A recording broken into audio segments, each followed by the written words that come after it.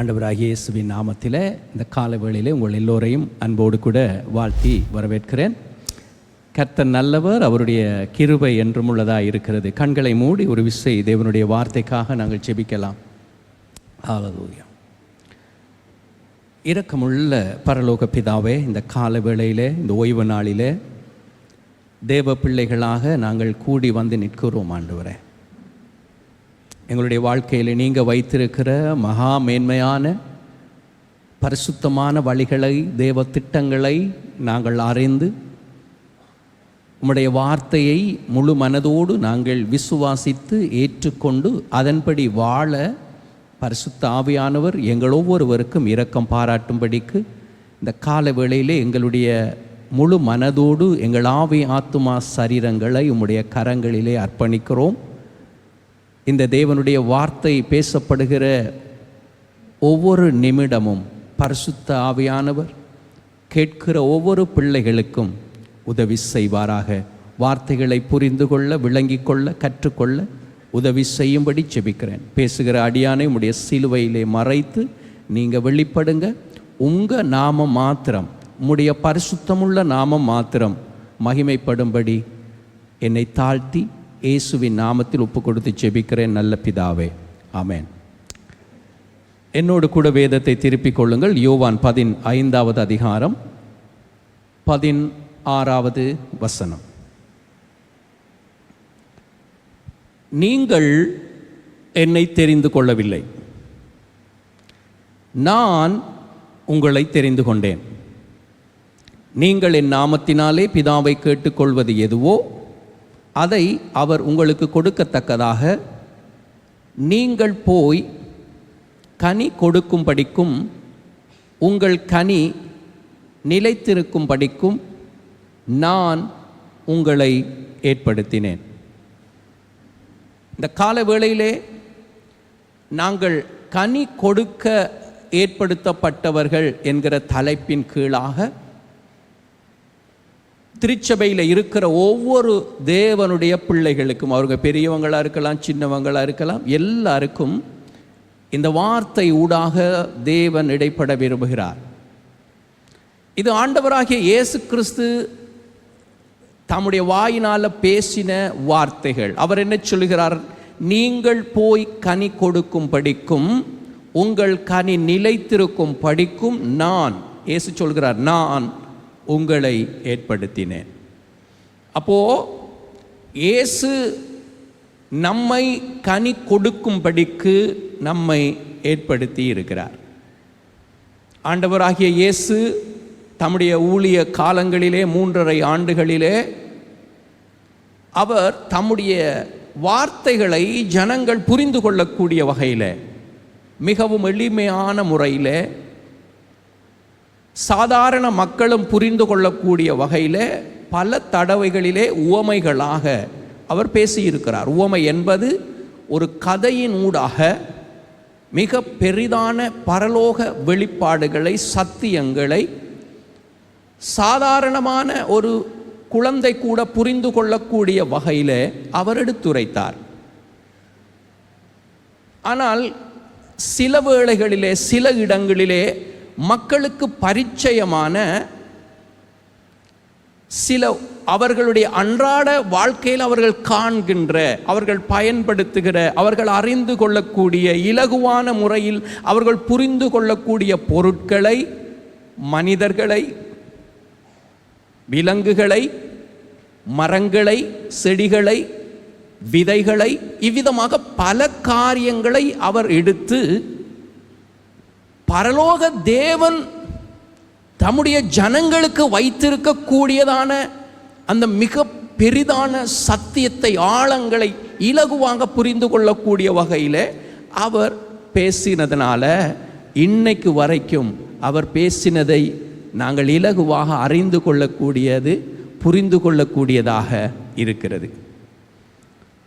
அந்த வகையில் இங்கே கனி என்று அவர் பேசுகிறார். கனி எல்லாருக்கும் தெரியும், பழமண்டா எல்லாருக்கும் தெரியும். ஆண்டவர் சொல்கிறார், நான் உங்களை ஏற்படுத்தி வைத்திருக்கிறேன் என்னென்றால் நீங்கள் கனி கொடுக்கும்படிக்கு நான் உங்களை ஏற்படுத்தி இருக்கிறேன். அப்போ எல்லா மக்களுக்கும் கனி என்றா தெரியும் என்னண்டு. அப்போ ஒரு மரத்தை நாம் ஏன் நாட்டுறோம்? அதிலிருந்து ஒரு பலன் வர வேண்டும் என்பதற்காக. நம்ம பூச்செடியை நாட்டினாலும் என்ன பார்க்குறோம்? அதுலேருந்து பூ வரணும், அழகு வரணும், எதையாவது ஒரு பலனை நாம் பெற்றுக்கொள்ள வேண்டும் என்பதற்காகத்தான் நாம் ஒரு காரியத்தை செய்கிறோம். இயேசுவும் நம்மை கனி கொடுக்கும்படி, நம்மளால் பலன் உண்டாகும்படிக்கு நம்மை அவர் ஏற்படுத்தி வைத்திருக்கிறார். எனவே இந்த கால வேளையில் நீங்கள் மிகவும் விசேஷமானவர்கள். ஏனென்றால் நாங்கள் அவரை தெரிந்து கொள்ளவில்லை, அவர் நம்மை தெரிந்து கொண்டார். நீங்களோ நானோ தேவனை தெரிந்து கொள்ளவில்லை, அவர் நம்மை தெரிந்து கொண்டார். நமக்கு நல்லா தெரியும், நம்ம தெரிந்து கொள்ளுவதற்கு, நம்மை அவர் இந்த ஊழியத்துக்கு ஏற்படுத்துவதற்கு, ஆண்டவருடைய பிள்ளையாக நம்மை கொண்டு வந்து நிறுத்துவதற்கு நாம் ஒன்றும் தகுதியுடையவர்கள் கிடையாது. இயேசு சிலுவையில் நமக்காக சிந்தின இரத்தம் எங்கள் பாவங்களை கழுவி சுத்திகரித்து எங்களை பரிசுத்தமாக்கி அவருடைய பிள்ளையாக எங்களை மாற்றி இருக்கிறது. தேவனுடைய ஜனங்களை கர்த்தர் ஏற்படுத்தி வைத்திருக்கிறார். நீங்கள் ஒவ்வொருவரும் தேவனால் ஏற்படுத்தப்பட்டவர்கள். இந்த கால வேளையில் பக்கத்தில் தட்டி சொல்லுங்க, நீங்க தேவனால ஏற்படுத்தப்பட்டவர். எனவே இந்த இரட்சிப்பை, இந்த விடுதலையை, இந்த ஆசீர்வாதத்தை உங்கள் மூலமாக தேவன் இந்த மனு குலத்துக்கு செய்திருக்கிறதான நன்மைகளை மற்ற ஜனங்கள் காணும்படிக்கு கர்த்தர் உங்களை கொண்டு வந்து இந்த இடத்திலே ஏற்படுத்தி வைத்திருக்கிறார் என்றால் நீங்கள் மிகவும் விசேஷமான ஒரு பிள்ளையாக இருக்கிறீர்கள். நீங்கள் சாதாரணமானவர்கள் அல்ல. நீங்கள் தேவனால் தெரிந்து கொள்ளப்பட்டவர்களும் ஏற்படுத்தப்பட்டவர்களுமாய் இருக்கிறபடியினால தேவனுடைய திட்டம் என்னவென்றால் உங்களை கொண்டு இருளிலே இருக்கிற ஜனங்களை தேவனுடைய திட்டத்துக்கு கொண்டு வர வேண்டும். கட்டப்பட்ட ஜனங்கள் விடுதலையாக்கப்பட வேண்டும். அதற்காக நீங்கள் ஏற்படுத்தப்பட்டவர்கள். ஆண்டவராகிய இயேசு கிறிஸ்து என்ன சொன்னார்? மத்தேயு 5வது அதிகாரத்தில் மிகவும் முக்கியமாக தேவனுடைய பிள்ளைகள் அறிந்திருக்க வேண்டிய ஒன்று என்னவென்றால், நீங்கள் இந்த பூமிக்கு உப்பாய் இருக்கிறீர்கள். உப்பு சாரமற்று போனால் எதனால் அது சாரமாக்கப்படும்? வெளியிலே கொட்டப்படுவதற்கும் மனுஷரால் மிதிக்கப்படுவதற்குமே ஒழிய ஒன்றுக்கும் உதவாது. உங்களுக்கு எல்லாருக்கும் உப்பை குறித்து தெரியும். உப்பு என்ன செய்கிறது என்று தெரியும். உப்பு கெட்டு போகாமல் பாதுகாக்கிறது. உப்பை குறித்து உங்களுக்கு எதுவும் சொல்ல வேண்டியதில்லை. இயேசு மிகவும் எளிமையான பொருட்களை கொண்டு தேவனுடைய சத்தியத்தை உங்களுக்கு காண்பிக்கிறார். அது சுவையூட்டுகிறது. எவ்வளவோ ஜனங்கள் வேதனையோடு, துக்கத்தோடு, கண்ணீரோடு வாழ்ந்து கொண்டிருக்கிற ஜனங்களுக்கு மத்தியில் கர்த்தர் சொல்கிறார், நீங்கள் இந்த பூமிக்கு உப்பாயிருக்கிறீர்கள். 16வது வசனத்தில் சொல்கிறார், நீங்கள் இந்த உலகத்துக்கு வெளிச்சமாயிருக்கிறீர்கள். இருளிலே ஜனங்கள் வாழ்ந்து கொண்டிருக்கிறார்கள், நீங்களோ வெளிச்சத்தின் பிள்ளைகளாயிருக்கிறீர்கள். நீங்கள் இந்த உலகத்துக்கு வெளிச்சமாயிருக்கிறீர்கள். இயேசு இந்த பூமிக்கு வரும்பொழுது சொன்னார், அவர் மெய்யான ஒளி. அவருடைய பிள்ளைகளாகிய எங்களை பார்த்து சொல்றார், நீங்க இந்த உலகத்துக்கு வெளிச்சமா இருக்கிறீங்க. மலையில இருக்கிற பட்டணம் மறைந்திருக்க மாட்டாது. எல்லாருக்கும் தெரியணும். உங்களிடத்தில் இருக்கிற வெளிச்சம் எல்லாருக்கும் தெரியணும். இல்லாவிட்டால் அது என்னத்துக்கு பிரயோசனம்? மறைஞ்சிருக்கிறது என்னத்துக்கு தேவை? விளக்க கொளுத்தி மரக்காலால மூடி வைக்க மாட்டாங்க. என்னத்துக்கு விளக்கு கொளுத்துறது? வீட்டில் இருக்கிற இருள் விலக வேண்டும்.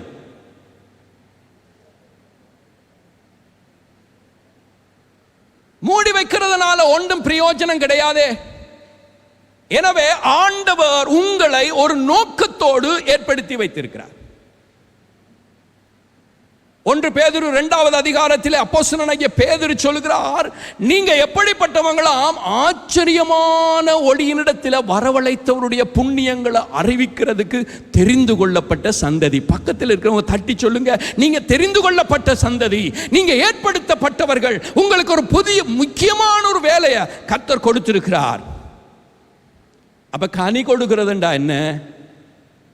இந்த உலகத்தில் நீங்க உப்பாக வெளிச்சமாக இருக்கிறது மாத்திரமல்ல, இந்த ஜனங்களை உண்மையாகவே கர்த்தருக்குள்ள நடத்தணும் என்று நீங்க விரும்பினால், நீங்கள் அவர்கள் மத்தியில் எவ்விதமாக நடந்து கொள்ள வேண்டும் என்றால், 1 பேதுரு 2:12 இறுதி பகுதியில் சொல்கிறார், தேவனை மகிமைப்படுத்தும்படி நீங்கள் அவர்களுக்குள்ளே நல் நடக்கை உள்ளவர்களாக நடந்து கொள்ளுங்கள் என்று உங்களுக்கு புத்தி சொல்கிறேன். ஆண்டவர் நம்மை கனி கொடுக்கிறதுக்கு ஏற்படுத்தினது மாத்திரமல்ல, எவ்வாறு கனி கொடுக்கலாம் என்பதையும் அவர் இலகுவாக போதித்தார். நீ எவ்விதமாக இந்த பூமிக்கு உப்பாய் இருக்க முடியும், இந்த உலகத்துக்கு வெளிச்சமாய் இருக்க முடியும், எவ்விதமாக இருளில் இருக்கிற ஜனங்களை மீட்டு தேவ ராஜ்யத்துக்குரியவர்களாக மாற்ற முடியும், அதே நேரத்திலே கனி கொடுக்கிற பிள்ளைகள் எவ்விதமாக மிகுந்த கனிகளை, அதிக கனிகளை கொடுக்க முடியும் என்று இயேசு தம்முடைய ஜனங்களுக்கு வழிகாட்டுகிறார். நான் உங்களுக்கு சொன்னதை போல இயேசு எளிமையான சில உவமைகள் மூலமாக, கதைகள் மூலமாக தேவ ராஜ்யத்தின் சத்தியத்தை சொன்னார். இங்கே யோவான் சுவிசேஷத்துக்கு வரும் பொழுது 15வது அதிகாரத்திலே ஒரு மனிதன், தேவனால் ஏற்படுத்தப்பட்ட மனிதன் எவ்வாறு கனி கொடுக்க முடியும் என்பதற்கு ஒரு எளிமையான, ஜனங்கள் புரிந்து கொள்ளக்கூடிய பொருட்களை, மரங்களை அவர் பயன்படுத்துகிறார். இன்றைக்கு அநேக காரியங்கள் அவ்விதமாக ஒரு மனிதன் கனி கொடுக்க, பலன் கொடுக்க எவ்விதமாக செயற்பட முடியும் என்பதற்கு இயேசு காண்பித்த காரியங்கள் அதிகமாக நான் பார்க்க போகிறோம். விதைக்கிறத பார்க்க போகிறோம், விவசாயி எவ்விதமாக ஒரு பயிரை நடுகிறான் என்பதை பார்க்க போகிறோம், அதற்கான விளைச்சலை அவன் விதமாக பெற வேண்டி இருக்கிறது என்று பார்க்கிறோம், அந்த விளைச்சலை தடுக்கிறது என்ன என்பதை பார்க்க போகிறோம். நாம் மிகுந்த பலனை கொடுப்பதற்கு நாம் என்ன செய்ய வேண்டும் என்று இன்றைக்கு நாங்கள் பார்க்க போகிறோம். அப்ப யோவான் 15வது அதிகாரத்திலே இயேசு தம்முடைய ஜனங்களோடு இவ்விதமாக பேசுகிறார். 1வது வசனத்திலிருந்து நான் வாசிக்கிறேன். நான் மெய்யான திராட்சை செடி. அவர் சொல்றார், நான் மெய்யான திராட்சை செடி, என்னுடைய பிதா திராட்சை தோட்டக்காரர். என்னில் கனி கொடாதிருக்கிற கொடி எதுவோ அதை அவர் அறுத்து போடுகிறார். கனி கொடுக்கிற கொடி எதுவோ அது அதிக கனிகளை கொடுக்கும்படி அதை சுத்தம் பண்ணுகிறார்.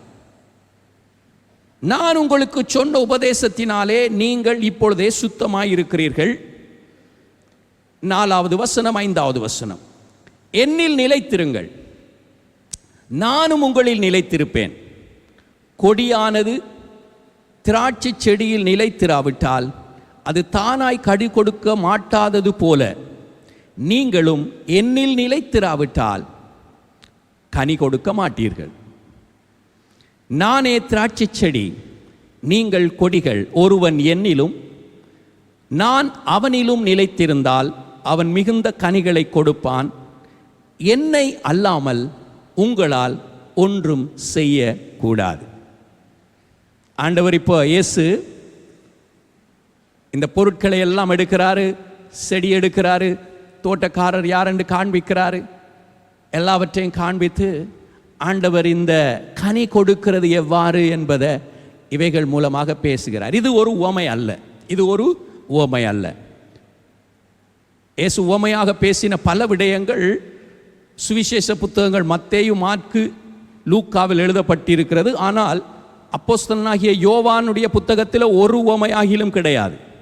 எல்லாமே அன்றாடம் மனிதர்கள் அறியக்கூடிய பொருட்களை பயன்படுத்தி எவ்விதமாக இயேசு தேவனுடைய சத்தியத்தை காண்பித்தாரோ அதில் மிகவும் முக்கியமான ஒரு காரியம் இந்த திராட்சை செடி. நானே நல்ல திராட்சை செடி என்று ஆண்டவர் சொல்லி இந்த தேவனுடைய பிள்ளைகள் கனி கொடுக்கிறது எவ்வாறு என்பதை மிகவும் எளிமையாக காண்பித்திருக்கிறார். முதலாவது நீங்க கவனிக்க வேண்டிய விஷயம் என்னவென்றால், இந்த வேத பகுதியில் நான் மெய்யான திராட்சை செடி. இயேசு சொல்கிறார், ஒருவன் என்னிலும் நான் அவனிலும் நிலைத்திருந்தால் அவன் மிகுந்த கனிகளை கொடுப்பான். முதலாவது அடிப்படை காரியங்களை இயேசு இங்கே காண்பிக்கிறார். ஒரு மனிதன், தேவனால் ஏற்படுத்தப்பட்ட மனிதன் கனி கொடுக்க வேண்டுமானால் இயேசுவை போல ஒரு பெரியான தாக்கத்தை உண்டாக்கக்கூடிய ஒரு மனிதனாக உங்களையும் என்னையும் ஏற்படுத்தி வைத்தவருக்கு நாம் பிரயோஜனம் உள்ளவனாய், பலன் கொடுக்கிறவனாய், நற்பிரஜையாய், அவருடைய சுபாவத்துக்குரியவனாய் நான் நிற்க வேண்டுமானால் அவன் முதலாவது செய்ய வேண்டிய காரியம் என்னவென்றால், அவன் கிறிஸ்துவிலே நிலைத்திருக்க வேண்டும். முதலாவது என்ன? எல்லாம் சொல்லுவோம், கிறிஸ்துவில் அவன் நிலைத்திருக்கவன் இயேசுவில முதலாவது நிலைத்திருக்கணும். ஆண்டவர் சொல்றார், என்ன அல்லாமல் உங்களால் ஒன்றும் செய்ய முடியாது. முதலாவது நான் கனி கொடுக்க வேண்டுமானால் நான் கிறிஸ்துவில நிலைத்திருக்க வேண்டும். இன்றைக்கு இயேசு கிறிஸ்துவை அறியாதவர்களுக்கு ஆண்டவராகிய இயேசு உங்களை நேசிக்கிறார். நீங்கள் பிறப்பிலே கிறிஸ்தவர்களாக இருந்திருக்க முடியும், ஆனால் இன்று வரைக்கும் இயேசு கிறிஸ்துவோடு ஒரு இணைப்பு உண்டாக்கப்படாவிட்டால் இன்றைக்கு ஆண்டவர் உங்களை அழைக்கிறார். ஒருவேளை புதிதாக நீங்கள் இயேசுவை அறியாதவராக இன்றைக்கு கால வேளையிலே புதிதாக வந்திருந்தாலும் இயேசு உங்களை நேசிக்கிறார். உங்களுக்காக அவர் இரத்தம் சிந்தி மரித்து அடக்கம் பண்ணப்பட்டு 3ஆம் நாள் உயிரோடு எழுந்தார் என்று நீங்கள் இன்றைக்கு விசுவாசித்தால் இன்றைக்கும் நீங்கள் கிறிஸ்துவிலே இணைக்கப்பட முடியும். நீங்களும் கனி கொடுக்கிறவர்களாக மாற முடியும். இயேசு இன்றைக்கும் உங்களுக்காக அவர் காத்து கொண்டிருக்கிறவராயிருக்கிறார். எனவே ரட்சிப்பை கொடுக்கிற ஒரே ஒரு தெய்வம் இயேசு மாத்திரமே. பாவ மன்னிப்பை கொடுக்கக்கூடிய ஒரே ஒரு தெய்வம் இயேசு மாத்திரமே. 1 தீமோத்தேயு 1:15 நீங்கள் இதை பார்க்கலாம். பாவிகளை ரட்சிக்க கிறிஸ்து இயேசு உலகத்தில் வந்தார் என்கிற வார்த்தை உண்மையும் எல்லா அங்கீகரிப்புக்கும் பாத்திரமானது. அவர்களில் பிரதான பாவி நான். நீங்க சுகத்துக்காக இன்றைக்கு காலை வேளையில் வந்திருக்கலாம். ஆனால் நான் உங்களுக்கு ஒன்று சொல்லுகிறேன், இயேசுவினிடத்தில் சுகம் உண்டு, விடுதலை உண்டு. அதை பார்க்கிலும் மேலான நன்மைகள் அதிகம் உண்டு. மேலான நன்மைகள் அதிகம் உண்டு. மேலான நன்மைகள் அதிகம் உண்டு. ஆனால் ஒருவேளை நாம் என்ன செய்கிறோம் என்றால் அதை அறியாததுனால எங்களுக்கு சுகம் மட்டும்தான் கொடுப்பாங்க என்று நாம் சுகம் கொடுக்கிற பேகை மட்டும் எடுத்துகிட்டு போகிறோம். ஆனால் உங்களுக்கு நிறைய ஆசீர்வாதங்கள் இருக்கிறது, பாவ மன்னிப்பு இருக்கிறது. சுகத்துக்காக இந்த காலை வேளையில் வந்தவர்களோடு நான் இந்த வேளையில் பேசுகிறேன். சுகத்துக்காக மாத்திரம் நீங்கள் கடவுளை தேடி வந்திருக்கலாம், இயேசுவை தேடி வந்திருக்கலாம். ஆனால் அதை பார்க்கிலும் மேலான ஆசீர்வாதங்கள் உங்களுக்காக வைக்கப்பட்டிருக்கிறது. நீங்கள் சுகம் என்கிறதான அந்த பரிசு பொதியை மாத்திரம் கொண்டு போக வந்திருக்கிறீங்க. ஆனால் இயேசு உங்களுக்கு ரட்சிப்பு என்கிற பரிசை கொடுக்க விரும்புகிறார். பாவ மன்னிப்பை கொடுக்க விரும்புகிறார். நித்திய ஜீவனை கொடுக்க விரும்புகிறார். தேவ சமாதானத்தை உங்களுக்கு கொடுக்க விரும்புகிறார். எல்லாம் இலவசமாக உங்களுக்காக வைக்கப்பட்டிருக்கிறது. இன்றைக்கு நீங்கள் தீர்மானம் பண்ண முடியும், இயேசு இல்லாமல் உங்களால் வாழ முடியாது. இயேசு இல்லாமல் எந்த ஒரு மனிதனும் நரக ஆக்கினைக்கு தப்ப முடியாது, பாவ மன்னிப்பை பெற்றுக்கொள்ள முடியாது. யாரெல்லாம் இயேசுவை புறக்கணிக்கிறார்களோ, யாரெல்லாம் இயேசுவை என்னை உதாசீனப்படுத்துகிறார்களோ, இயேசு எனக்கு வேண்டாம் என்று அவர்கள் உதறி தள்ளுகிறார்களோ, அவர்களுடைய முடிவு நரகம். பாவம் செய்கிற ஆத்துமா சாகும். ஆண்டவருடைய பிள்ளைகள் யாரெல்லாம் இயேசுவோடு இணைக்கப்படாதபடிக்கு இன்றைக்கு வரைக்கும் பல ஆண்டுகளாக நீங்கள் வாழ்ந்து கொண்டிருக்கிறீர்களோ, உங்களால் கனி கொடுக்க முடியாது. ஆண்டவராகிய இயேசு அதை தெளிவாக சொல்கிறார். ஒருவன் என்னில் நிலைத்திராவிட்டால், 6வது வசனம் 15:6, வெளியே எறியுண்ட கொடியை போல அவன் எறியுண்டு உலர்ந்து போவான். அப்படிப்பட்டவைகளை சேர்த்து அக்கினியிலே போடுகிறார்கள், அவைகள் எரிந்து போகும். 2வது காரியம், முதலாவது இயேசுவிலே நிலைத்திருங்க. 2வது நீங்க கர்த்தருடைய வார்த்தையிலே நிலைத்திருங்க. 15:7, நீங்கள் என்னிலும் என் வார்த்தைகள் உங்களிலும் நிலைத்திருந்தால் நீங்கள் கேட்டுக்கொள்வது எதுவோ அது உங்களுக்கு கொடுக்கப்படும். நீங்கள் மிகுந்த கனிகளை கொடுப்பதனால் என் பிதா மகிமைப்படுவார், எனக்கும் சீஷராய் இருப்பீர்கள். அப்ப 2வது ரகசியத்தை ஆண்டவராகிய இயேசு என்ன சொல்கிறார் என்றால், நீங்கள் என்னுடைய வார்த்தையில நிலைத்திருந்தால், கர்த்தருடைய வார்த்தையில நீங்கள் நிலைத்திருந்தால் மிகுந்த கனிகளை கொடுப்பீங்க. அப்ப பிதா மகிமைப்படுகிறவராயிருப்பார். பவுலும் சீலாவும் பெரோயா பட்டணத்துக்கு போறாங்க. தெசலோனிக்கே பட்டணத்திலிருந்து பெரோயா பட்டணத்துக்கு போறாங்க. அங்க போய் பார்த்து அந்த ஆலயத்தில் பார்க்கும் பொழுது அப்போஸ்தலர் 17வது அதிகாரம் 11வது வசனத்தில் அங்கே பவுல் என்ன கண்டார் என்றால், அந்த பட்டணத்தார் மனோவாஞ்சையாக வசனத்தை ஏற்றுக்கொண்டு காரியங்கள் இப்படி இருக்கிறதா என்று தினம் தோறும் வேத வாக்கியங்களை ஆராய்ந்து பார்த்ததினால தெசலோனிக்கேயில உள்ளவர்களை பார்க்கிலும் நற்குணசாலிகளாயிருந்தார்கள். நீங்கள் கனி கொடுக்கிறதுக்கு இயேசு சொல்லுகிற இரண்டாவது வழிமுறை என்னவென்றால், நீங்கள் என்னுடைய வார்த்தையில நிலைத்திருந்தால், நீங்க வார்த்தையை பிடித்து கொண்டால், வார்த்தையின்படி நடப்பதற்கு உங்களை அர்ப்பணித்தால், நீங்க கனி கொடுக்கிற பிள்ளைகளாக இருக்க முடியும். அதே நேரத்தில் இயேசு என்ன சொன்னார்ன்றா, யாரெல்லாம் என்னெல்லாம் அன்பா இருக்கிறானோ அவன் தான் இந்த வார்த்தையை அவன் கடைபிடிப்பான். வார்த்தையில அன்பா இருக்கிறவன், இந்த இயேசுவில் அன்பா இருக்கிறவன் தான் இயேசுவினுடைய வார்த்தைகளை அவன் ஏற்றுக்கொள்வான், அந்த வார்த்தையின்படி வாழ்வான். இயேசுவில் அன்பில்லையா, அவருடைய வார்த்தையை கை கொள்ள வேண்டிய கடமை அவனுக்கு கிடையாது, அந்த விருப்பம் அவனுக்குள்ள வராது. அப்போ முதலாவது இயேசுவில் நிலைத்திருங்க, இரண்டாவது அவருடைய வார்த்தையில் நிலைத்திருங்க, மூன்றாவது பரிசுத்த ஆவியினால நடத்தப்படுதல். நீங்க கனி கொடுக்கிறதுக்கு இயேசு உங்களுக்கு அந்த 15வது அதிகாரத்தில் அந்த காரியங்களை பேசுவதற்கு முன்பதாக யோவான் 14:23 இருந்து சில காரியங்களை ஆண்டவராகிய இயேசு தம்முடைய ஜனங்களுக்கு போதிக்கிறார். இயேசு அவனுக்கு பிரதியுத்தரமாக, ஒருவன் என்னில் அன்பாயிருந்தால் என்னுடைய வசனத்தை அவன் கை கொள்ளுவான், அவனில் என் பிதா அன்பாயிருப்பார், நாங்கள் அவனிடத்தில் வந்து அவனோடு வாசம் பண்ணுவோம். என்னில் அன்பாயிராதவன் என் வசனங்களை கை கொள்ள மாட்டான். நீங்கள் கேட்கிற வசனம் என்னுடையதாயிராமல் என்னை அனுப்பின பிதாவினுடையதாய் இருக்கிறது. நான் உங்களுடனே தங்கியிருக்கையில் இவைகளை உங்களுக்கு சொன்னேன். நான் உங்களோடு தங்கியிருக்கையில் நான் இவைகளை உங்களுக்கு சொன்னேன். என் நாமத்தினாலே பிதா அனுப்ப போகிற பரிசுத்த ஆவியாகிய தேற்றரவாளனே எல்லாவற்றையும் உங்களுக்கு போதித்து நான் உங்களுக்கு சொன்ன எல்லாவற்றையும் உங்களுக்கு நினைப்பூட்டுவார்.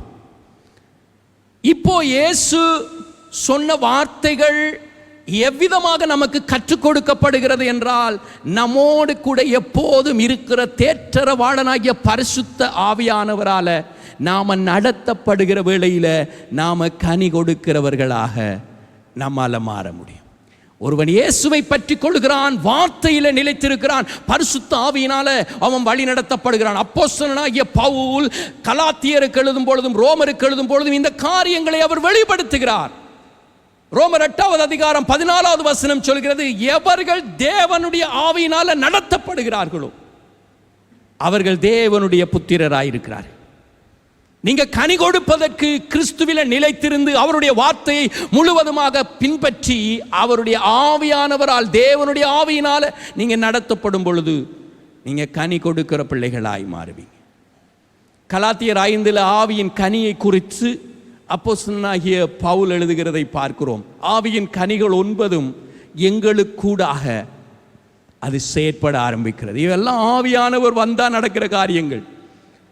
மனிதனுடைய அன்பை குறித்து இங்கே பேசல, ஆவியின் கனியை குறித்து இங்கே பேசுகிறார். ஆவியான கனி நமக்குள்ளே செயற்படுவதற்கு ஆவியானவரால் அனுதினமும் நான் நடத்தப்பட வேண்டும். என்னுடைய மனசும் மாமிசமும் விரும்புகிற வகையில் என்ற வாழ்க்கையை நான் நடத்துவேனானால் என்னால் கனி கொடுக்க தேவன் ஏற்படுத்தின அந்த ஊழியத்தில் தேவன் என்னை நம்பி கொடுத்திருக்கிற அந்த பொறுப்பை என்னால் நிறைவேற்ற முடியாது. இந்த கனியை கொடுப்பதற்கு தடையாக இருக்கக்கூடிய சில காரியங்களை கூட ஆண்டவராகிய இயேசு கிறிஸ்து கூறின உவமையிலிருந்து நான் உங்களுக்கு காண்பிக்க விரும்புகிறேன். எல்லாருக்கும் நல்ல பரிச்சயமான ஒரு உவமை, விதை விதைக்கிறவனுடைய உவமை. இயேசு கிறிஸ்து மத்தேயு 13வது அதிகாரத்திலே 3வது வசனத்திலே இருந்து நீங்கள் பார்க்க முடியும். அவர் அநேக விசேஷங்களை உவமைகளாக அவர்களுக்கு சொன்னார். கேளுங்கள், விதைக்கிறவன் ஒருவன் புறப்பட்டான். இப்ப அந்த கதை அவர் சொல்றாரு. விதைக்கிற ஒரு மனிதன், விவசாயி ஒருவன் புறப்படுகிறான். உங்களுக்கு தெரியும், விவசாயி ஒரு விளைச்சலை பெறுவதற்கு அவன் என்ன என்ன எல்லாம் செய்கிறான் என்பது நம்ம எல்லாருக்கும் தெரிந்த விஷயம். அப்போ அவர் என்ன செய்கிறாரு, ஒரு விதைக்கிற ஒரு மனிதனை கொண்டு வந்து தேவனுடைய ரகசியங்களை, அவருடைய பரலோக சத்தியத்தை சாதாரண மக்கள் புரிந்து கொள்ளக்கூடிய வகையில் இந்த விதைக்கிற உவமையை அவர்களுக்கு காண்பிக்கிறார். இப்போ விவசாயி விதைக்கிறதுக்கு அவன் நிலத்தை பண்படுத்தணும், அதில் விதையை விதைக்கணும், அதை அவன் பாதுகாக்கணும். சில வேளை மிருகங்கள் வந்து அதை கெடுக்கும், பறவைகள் வந்து அதை நாசமாக்கும். சில வேளைகளிலே பலவிதமான கிருமிகள் வந்து அந்த பயிர்களை சேதப்படுத்தி பல அழிவுகளை உண்டாக்கும். அவன் மிகவும் பிரயாசப்பட்டு பாதுகாத்து தான் பலனை பெற வேண்டும். அதே போல தேவனுடைய பிள்ளைகள், தேவனுக்காக கனி கொடுக்க ஏற்படுத்தப்பட்டவர்களும் கனி கொடுப்பதற்கு பல சவால்கள், தடைகள் இருக்கிறது என்பதை புரிந்து கொள்ள வேண்டும். கனி கொடுப்பதற்கு பல தடைகள், பல சவால்கள் இருக்கிறது என்பதை இந்த உவமையில் இருந்து நாம் பார்க்க முடியும். இப்போ இந்த விதைக்கிறவர் விதைக்கிறாரு. யார் இந்த விதையை விதைக்கிறது? தேவன். அதற்கு பிறகு இந்த விதை என்னத்தை காண்பிக்கிறது? தேவனுடைய வார்த்தை. விழுகிற நிலம் எதை காண்பிக்கிறது? மனிதனுடைய இருதயம். 3 காரியம். ஒன்று, விதைக்கிறவர் யார்? பிதாவாகிய தேவன். விதைக்கப்படுகிற விதை என்ன? தேவனுடைய வார்த்தை. விதைக்கப்படுகிற நிலம் எது? மனிதனுடைய இருதயம். இப்ப 4 விதமான நிலங்களிலே இந்த வார்த்தைகள் விழுகிறது. அந்த உவமையை நீங்கள் படித்திருப்பீர்கள். 4 விதமான நிலங்களிலே, விதமான இருதயங்களிலே அந்த விதை விழுது. இந்த 4 விதமான நிலங்களிலும் வார்த்தை போடப்படுகிறது. விதைக்கிறவர் பிதா, தேவன். இப்போ இங்கே அந்த 4வது நிலத்திலே விழுந்த விதை பலன் கொடுத்தது. மற்ற 3 நிலங்களிலும் பலன் கிடைக்கவில்லை. இப்போ நீங்களும் நானும் புரிந்து கொள்ள வேண்டிய ஒரு காரியம் என்னவென்றால், விதைக்கிறவரிடத்தில் ஒரு பிரச்சனை இல்லை. தேவன் சம்பூர்ணர், அவரிடத்தில் தவறு இல்லை. விதையிலையும் பிரச்சனை இல்லை. தேவனுடைய வார்த்தை அது எந்த விதமான களங்கமற்றது, அது வல்லமை உள்ளது. நீங்கள் எபிரேயர் 4:12 வாசிச்சு பார்த்தீங்கன்னா தேவனுடைய வார்த்தைக்கு இருக்கிற வல்லமை என்ன என்பதை நீங்கள் அறிய முடியும். விதைக்கிறவர்களையும் பிரச்சனை இல்லை, விதையிலையும் பிரச்சனை இல்லை. ஆனால் விதைக்கப்படுகிற நிலத்தில் பிரச்சனை இருக்கிறது. இயேசுவிடத்தில் வந்து கேட்குறாங்க, இந்த உவமை எங்களுக்கு விளக்கி சொல்லுங்க என்று சொன்ன பிறகு இயேசு அந்த உவமையை அவர்களுக்கு விளக்குகிறதை மத்தேயு 13:18 வசனத்திலிருந்து நீங்க பார்க்கலாம். ஆகையால் விதைக்கிறவனை பற்றிய உவமையை கேளுங்க. ஒருவன் ராஜ்யத்தின் வசனத்தை கேட்டும் உணராதிருக்கும் போது பொல்லாங்கன் வந்து அவன் இருதயத்தில் விதைக்கப்பட்டதை பறித்து கொள்ளுகிறான். அவனே வழி அருகே விதைக்கப்பட்டவன். அவரங்க நிலத்தை குறித்து பேசல, தேவனுடைய வார்த்தையை கேட்கிற மனிதர்களை குறித்து பேசுகிறார். அவன் எப்படிப்பட்டவனாம்? இந்த வழி அருகில் விதைக்கப்பட்டவன் வார்த்தைகளை கேட்கிறான், ஆனா உணரல்ல, உணர்வே கிடையாது. வருஷத்தில் 52 வாரமும் ஆராதனைக்கு வருகிறான், வார்த்தையை கேட்கிறான், உணர்வு கிடையாது. பொல்லாங்கன் வந்து அவன் இருதயத்தில் விதைக்கப்பட்டதை கொண்டு போறான். பறவைகள் என்னத்துக்கு காண்பிக்கிறது? அது பிசாசுக்கு அடையாளம். கனியை கெடுக்கிறது, மிருகங்கள் கெடுக்கிறது. 2வது இடத்தை குறித்து பேசுகிறார். கற்பாறை இடங்களிலே விதைக்கப்பட்டவன் வசனத்தை கேட்டு உடனே அதை சந்தோஷத்தோடு ஏற்றுக்கொள்கிறான். 21 ஆகிலும் தனக்குள்ளே வேறில்லாததாய் கொஞ்ச காலம் மாத்திரம் நிலைத்திருப்பான். வசனத்தின் நிமித்தம் உபத்திரவும் துன்பமும் உண்டான உடனே இடரல் அடைவான். அடுத்த இடம், முள்ளுள்ள இடங்களில் விதைக்கப்பட்டவன் வசனத்தை கேட்கிறவனாயிருந்தும் உலக கவலையும் ஐஸ்வர்யத்தின் மயக்கமும் வசனத்தை நெருக்கி போடுகிறதுனால் அவனும் பலனற்று போவான். நல்ல நிலத்தில் விதைக்கப்பட்டவனோ வசனத்தை கேட்கிறவனும் உணர்கிறவனுமாயிருந்து 100ஆகவும் 60ஆகவும் 30ஆகவும் பலன் தருவான் என்றார். 4 நிலம் நம்முடைய இருதயம். முதலாவது வழியருகே விதைக்கப்பட்டவர்கள்.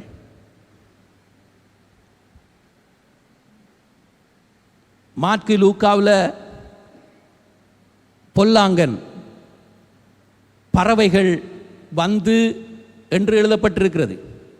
இங்கே மத்தேயுவில் பொல்லாங்கன் என்று எழுதப்பட்டிருக்கிறது. பொல்லாங்கன் பிசாசுக்கு அடையாளம், பறவைகள் பிசாசுக்கு அடையாளம். நாங்கள் தேவனுடைய வார்த்தையை கேட்டு உணர்வடையாவிட்டால் இரவும் பகலும் பிசாசுகள் வஞ்சிக்கிற, எவனை பிடித்து விழுங்கலாம் என்று வகை தேடி சுற்றி திரிகிற பிசாசுகள் உடனடியாக அந்த வசனத்தை உங்களிடத்திலிருந்து பறித்து கொண்டு போய்விடுகிறது. உங்களுடைய உள்ளத்தில் வார்த்தை இல்லை, கேட்ட வார்த்தையை காணல, மறந்து போயிடுச்சு. ஏன்? உணர்வோட அந்த வார்த்தை இருதயத்துக்குள்ள போகல. எவ்வளவுதான் நீங்க வார்த்தையை கேட்டாலும் உங்களுடைய வாழ்க்கையில் ஒரு மாற்றமும் கிடையாது. நீங்க இருக்கிற வண்ணமாகவே நீங்கள் வருடம் முழுவதும் இருக்கிறீர்கள்.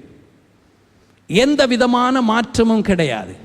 ஏனென்றால் வார்த்தை இல்லாமல், இயேசு கிறிஸ்துவினுடைய வார்த்தை நீங்கள் நிலைத்திராமல் உங்களால் கனி கொடுக்க முடியாது. என்னத்தை காண்பிக்கிறது என்றால், நீங்கள் சில நேரங்களில் நீங்கள் கவனித்திருப்பீங்க, ஆலயத்துக்கு வர்றவங்க பைபிள் கொண்டு வர்றதில்லை. முதல் பகுதி மக்கள் நோட் புக் இல்லை, பென் இல்லை, எதுவும் இல்லை, ஃபோன் கையில் இருக்கும். செய்தி பேசப்படுகிற நேரத்தில் நல்லா தூங்குவாங்க. ஆனால் நீ யார் என்றால், இயேசு உன்னை கனி கொடுக்கும்படிக்கு ஏற்படுத்தி வைத்திருக்கிறார். இன்றைக்கு அப்படிப்பட்ட யாராவது இங்கே இருக்கிறீங்கன்னா, ஆண்டவர் உன்னோடு பேசுகிறார். நீ விசேஷமானவன், நீ மறக்கப்பட்டவன் அல்ல. இயேசுவிடத்தில் நீ திரும்ப முடியும். வசனத்தை நீ உணர்வோடு கேட்டால் நிச்சயமாய் உன்னால் கனி கொடுக்கிற ஒரு பிள்ளையாக நிற்க முடியும். 2 கொரிந்தியர் 4:4 என்ன சொல்லுகிறது என்றால், பிசாசானவன் இந்த வார்த்தையை நீங்க கேட்காதபடி தடுத்து கொண்டே இருக்கிறான், மறைச்சு கொண்டே இருக்கிறான். இதுவரையும் ரட்சிக்கப்படாதவர்களை இந்த முதல் நிலம் குறிக்கிறது. இன்னும் ரட்சிக்கப்படலை, வர்றீங்க போறீங்க, இன்னும் இயேசுவோடு கூட எந்த ஒரு உறவும் கட்டப்படவில்லை. 2 கொரிந்தியர் 4:4 சொல்லுகிறபடி, தேவனுடைய சாயலாய் இருக்கிற கிறிஸ்துவின் மகிமையான சுவிசேஷத்தின் ஒளி அவிசுவாசிகளாகி அவர்களுக்கு பிரகாசமாயிராதபடி, அந்த வார்த்தை அவர்களுக்கு போகாதபடிக்கு இப்பிரபஞ்சத்தின் தேவனானவன் அவர்களுடைய மனக்கண்ணை குருடாக்கி இருக்கிறான். வார்த்தை கேட்க முடியல, வார்த்தை செயற்படுவதில்லை. அதுக்கு முதலே பிசாசு அவர்களுடைய வார்த்தையை பிடுங்கி எடுத்துக்கொண்டு போயிட்டான். 2வது கற்பாறை, வசனத்தை உடனடியாக சந்தோஷமாக கேட்டுக்கொள்வாங்க. சூப்பர் மெசேஜ், வெரி குட், நல்ல செய்தி. ஆனால் இயேசு சொல்லுகிறார், அவர்களுக்குள்ள அந்த கற்பாறையில் விழுந்தால வேர் இல்லாததுனால சீக்கிரமா முளைக்குது, ஆனா வேர் இல்லை. சந்தோஷமா ஏற்றுக்கொள்ளுகிறார்கள், தேவன் என்னோடு பேசினார், மகிழ்ச்சி. ஆனால் ஒரு பிரச்சனை வரும்போது, கொஞ்சம் வெயில் அடிக்கும் போது, அதுல வேர் இல்லாதனால பயிர் காஞ்சி போறது மாதிரி, நீங்க வார்த்தையில நீங்க சந்தோஷமா ஏற்றுக்கொண்டதை போல பிரச்சனை வந்தவுடனே நீங்க அந்த வார்த்தையை மறந்து போறீங்க. எல்லா சூழ்நிலைகளிலும் பாடல நம்ம நல்லா பாடுறோம், எந்த சூழ்நிலையும் அவர் அன்பினின்று என்னை பிரிக்காது பார்த்து கொள்வார். ஆனால் யாராவது ஃபோன் பண்ணி ஏதாவது ஒரு வார்த்தை சொன்ன உடனே நம்ம மனமுடைந்து போகிறோம், வார்த்தையை மறந்து போகிறோம், பாடலையும் மறந்து போகிறோம். கற்பாறை நிலத்தில் விழுந்தவர்களுடைய வாழ்க்கை வேர் கொள்ள முடியாததனால் அந்த வார்த்தை அவர்களுக்குள்ளே உள்ளே சென்று அவர்களுக்குள்ளே ஒரு பலனை கொண்டு வருவதற்கு முன்பதாம கொஞ்ச காலம் மாத்திரம் அவங்க என்ன செய்கிறாங்க, ஓடுறாங்க. நீங்கள் பார்த்துருப்பீங்க, அநேகரை நான் பார்த்துருக்கேன், வார்த்தை கேட்டவுடனே சந்தோஷமாக ஏற்றுக்கொண்டு உபவாச ஜபத்துக்கு ஓடி வருவார்கள். மாலை ஜபம், காலை ஜபம் எல்லாத்துக்கும் ஓடி வருவாங்க. ஊழியத்தில் மிகவும் வேகமாக செயற்படுவதற்கு தங்களை அர்ப்பணிப்பாங்க. ஆனால் கொஞ்ச நாளால் காணும், என்னாச்சு, அவர் என்னமோ சொல்லிட்டாராம். யாரு, என்னாச்சு, இல்லை இல்லை இப்போ எனக்கு கொஞ்சம் பிரச்சனை. இவர்கள் கற்பாறை நிலத்திலே விழுந்தவர்கள். வசனத்தை கேட்கிறவர்கள் உபத்திரவங்கள் துன்பங்கள் வரும் பொழுது இடறல் அடைகிறார்கள். இடறல் அடைகிற கூட்டத்தை குறித்தும் ஆண்டவராகிய இயேசு கிறிஸ்து பேசுகிறார். தேவனால பயன்படுத்தப்படும் வரைக்கும் காத்திருக்க முடியவில்லை அவர்களால். கனி கொடுக்கிறதுக்கு முன்னே, பலன் வருவதற்கு முன்னமே ஆண்டவர் போட்ட வார்த்தை செயற்படாதபடி அவருடைய வாழ்க்கையிலே இடரல்கள் வந்து விடுகிறது. மூன்றாவது, முள்ளுள்ள இடங்களிலே விதைக்கப்பட்டவர்கள். வசனத்தை கேட்கிறவர்களாயிருந்தும் உலக கவலை, ஐஸ்வர்ய மயக்கம் வசனத்தை நெருக்கி போடுகிறதுனால் அவனும் பலனற்று போகிறான். முள்ளுள்ள இடங்களிலே விதைக்கப்படுகிற விதை என்ன வருதான்? இயேசு என்ன சொல்லுகிறார் அங்க?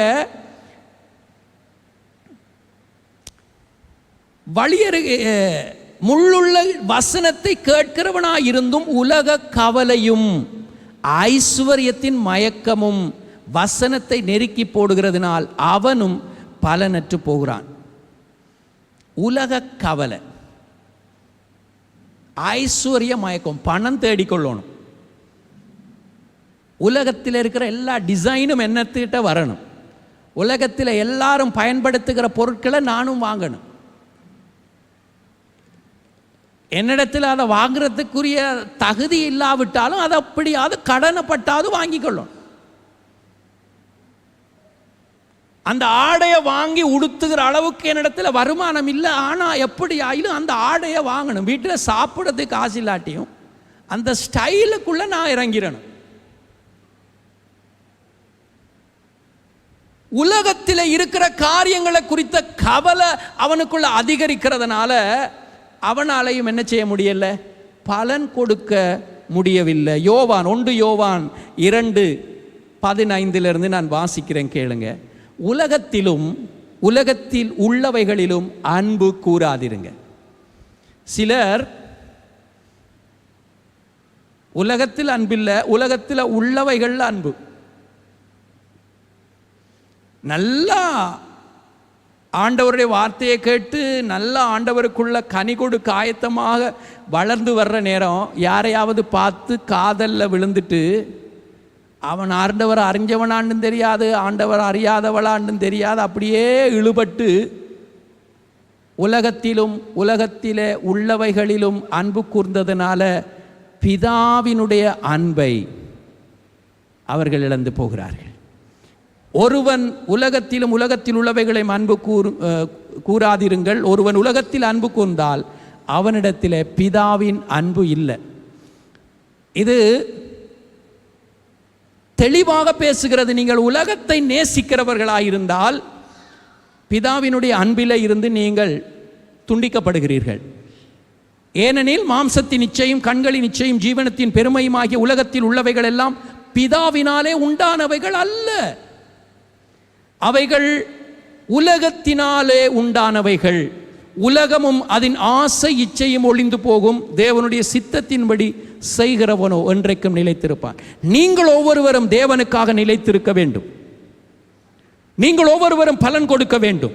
நீங்கள் ஒவ்வொருவரும் கனி கொடுக்க வேண்டும். இயேசுவின் சாயலிலே நீங்கள் வெளிப்பட வேண்டும். இயேசுவுக்காக நீங்கள் தைரியமாக எழுந்து நிற்கத்தக்கவர்களாக இருக்க வேண்டும் என்று தேவன் விரும்புகிறார். இதே நேரத்தில் இப்படிப்பட்ட பிரச்சனைகளை இருக்கிறதையும் இயேசு உங்களுக்கு காண்பிக்கிறார். உலகத்துக்கு பின்னாக நீ போய்விடாதே. உலகம் உன்னை வேதனைக்குள்ளே தள்ளிவிடும்.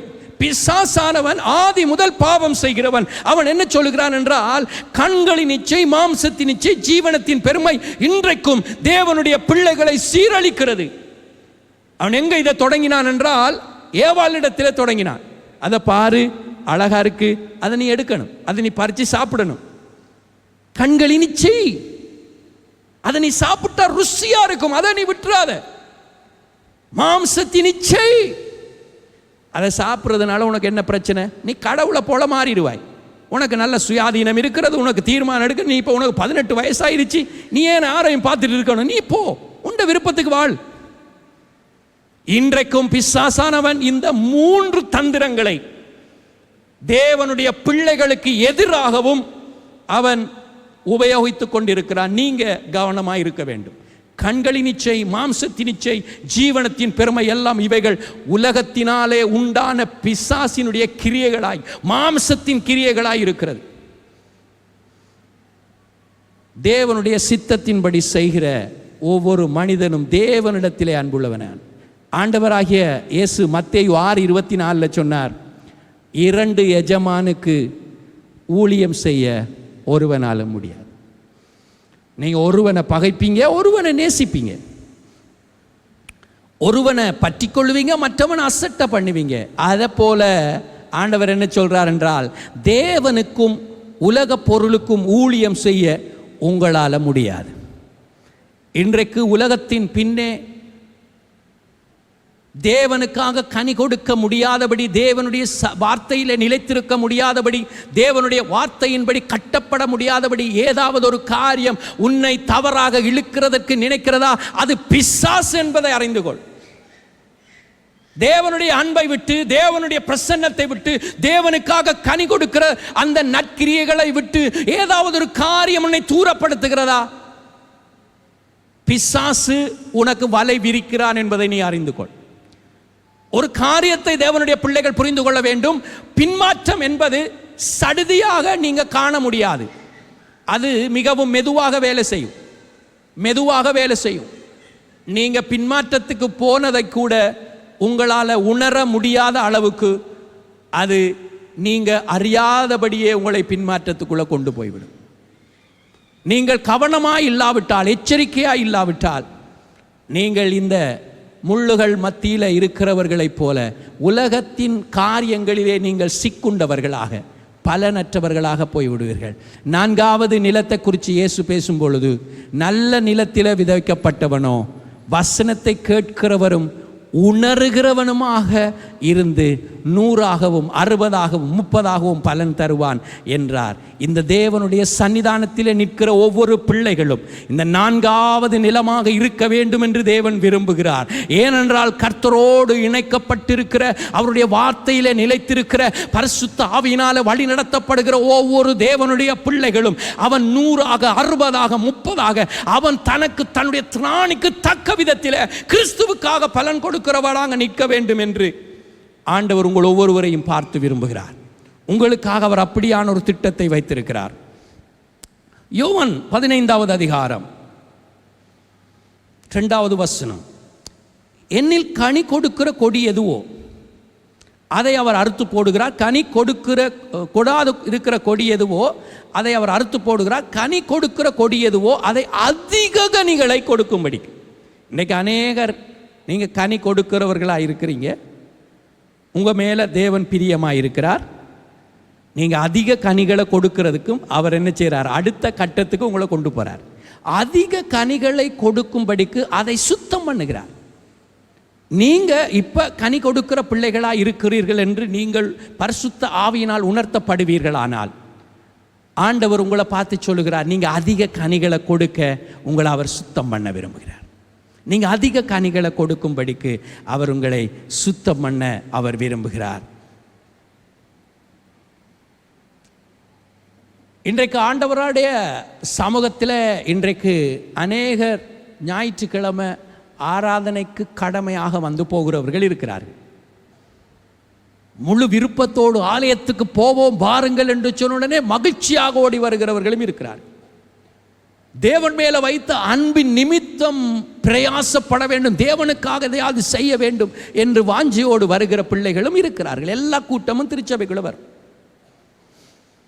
அந்த நாட்களிலே, இயேசு வாழ்ந்த நாட்களிலே,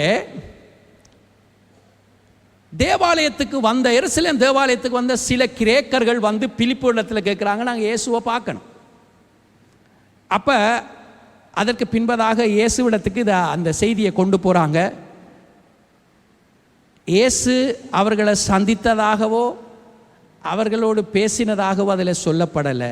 இந்த செய்தியை சொன்ன உடனே இயேசு வேற ஒரு காரியத்தை அங்கே பேசுகிறார்.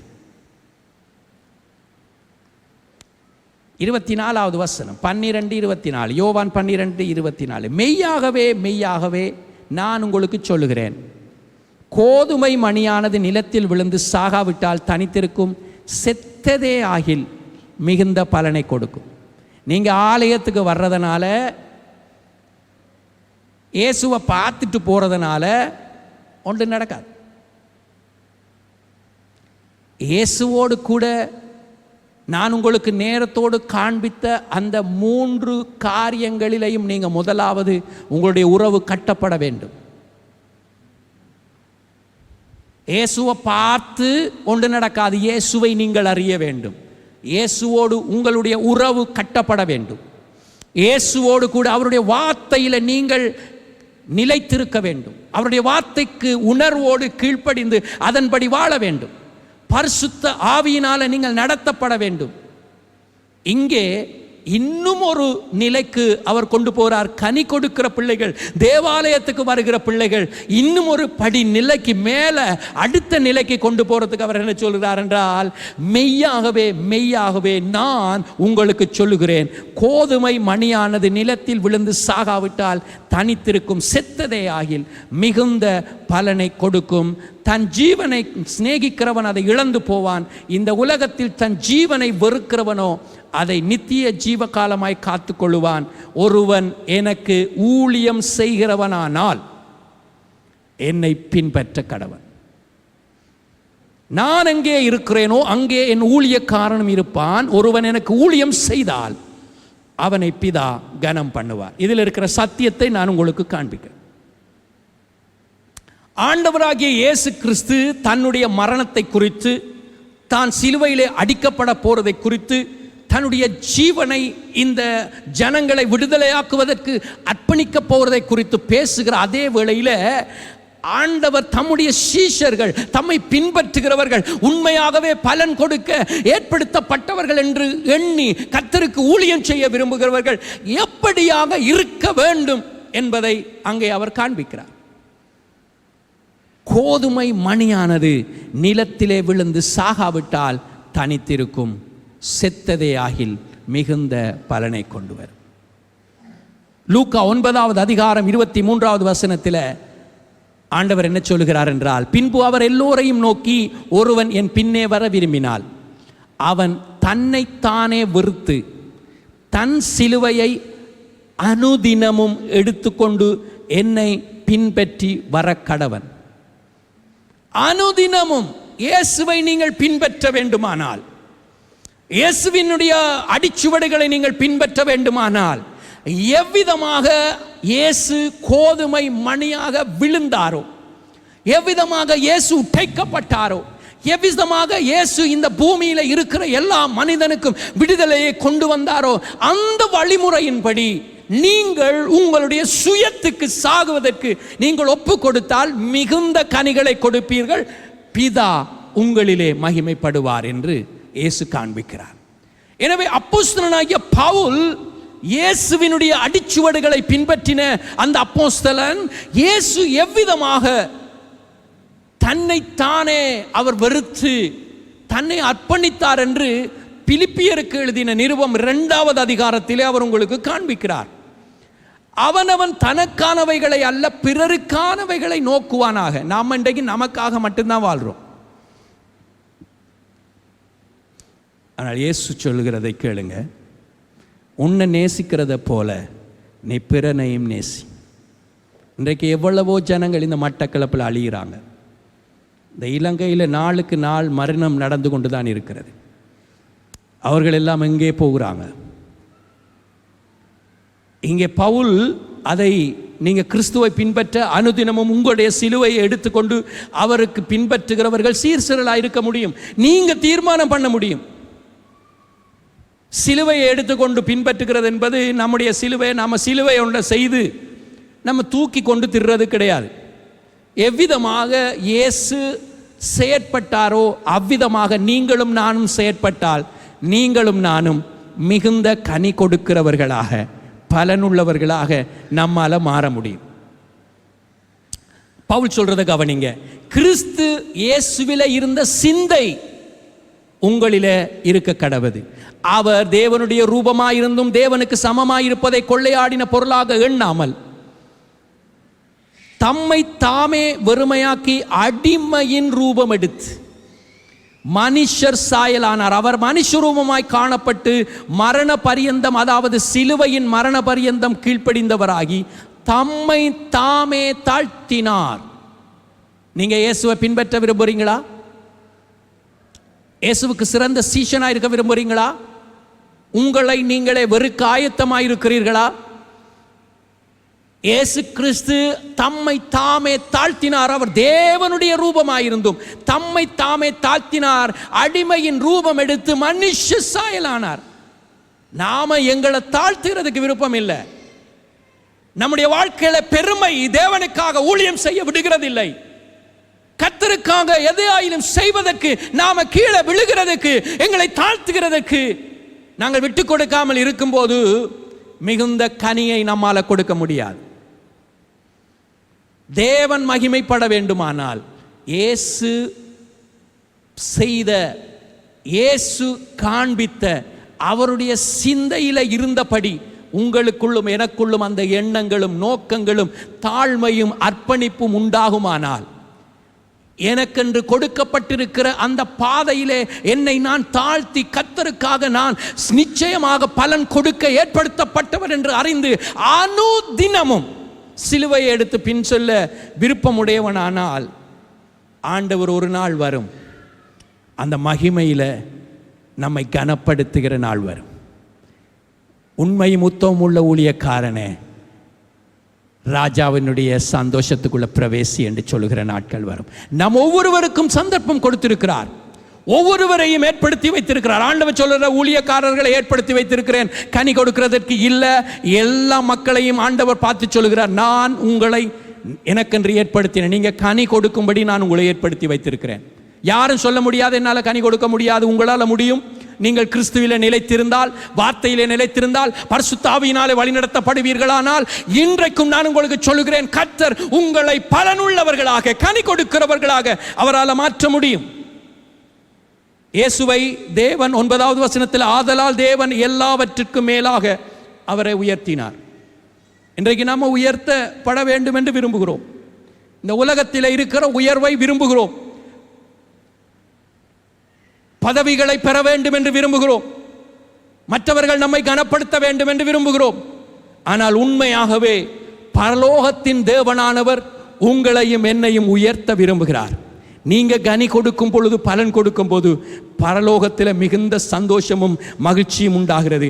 உடைக்கப்படுவதனால உண்டாகக்கூடிய சில காரியங்களை பார்த்து நாங்கள் ஜெபிக்க போகிறோம்.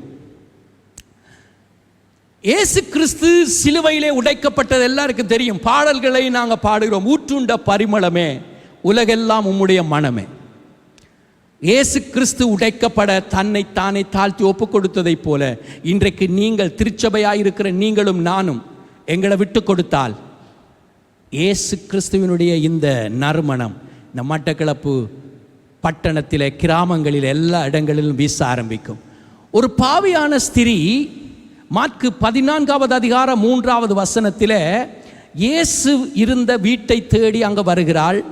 விலையேறப்பெற்ற நளதம் என்னும் உத்தம தைலத்தோட வெள்ளைக்கல பரணியை கொண்டு வந்து அதை உடைத்து அந்த தைலத்தை அவருடைய சிரசின் மேலே ஊற்றுகிறார்.